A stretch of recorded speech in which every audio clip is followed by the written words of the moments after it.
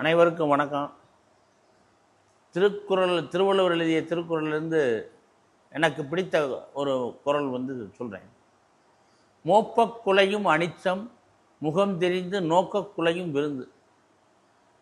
இந்த அழிவு ஆன இனங்களில் ஒரு மலர் அனிச்ச மலர்னு இருந்திருக்கு. பழைய காலத்தில் இருந்திருக்கு, இப்போ இல்லை, அழிஞ்சிருச்சு.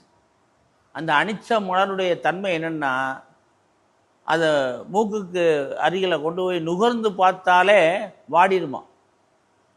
அந்த மாதிரி நம்ம வீட்டுக்கு விருந்தாளிகள் வந்தோம்னா வாங்க இருங்க சாப்பிடுங்க அப்படின்னு சொல்லாமல் அவங்க வேலையை பார்த்துட்டு அவங்க டிவியை பார்த்துக்கிட்டு அவங்க வேலையை பார்த்துக்கிட்டே இருக்கிறதுனால வந்த விருந்தாளி அனிச்சம்பூ மாதிரி வாடிடுமா. அதனால் விருந்தினர்களை உபசரிக்கணும் அப்படின்னு சொல்லி திருவள்ளுவர் சொல்கிறார். வணக்கம். ஓகே, அனைவருக்கும் வணக்கம். திருவள்ளுவர் எழுதிய திருக்குறளிலிருந்து எனக்கு பிடித்த ஒரு குறள் சொல்கிறேன். மோப்பக் குலையும் அனிச்சம் முகம் தெரிந்து நோக்கக் குலையும் விருந்து. இந்த அழிவு ஆன இனங்களில் ஒரு மலர் அனிச்ச மலர்னு இருந்திருக்கு. பழைய காலத்தில் இருந்திருக்கு, இப்போ இல்லை, அழிஞ்சிருச்சு.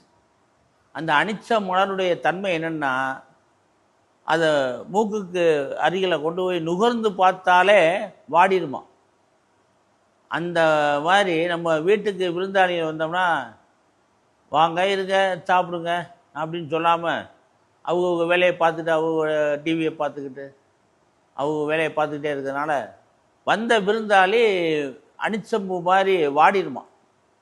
அதனால் விருந்தினர்களை உபசரிக்கணும் அப்படின்னு சொல்லி திருவள்ளுவர் சொல்கிறார். வணக்கம். ஓகே.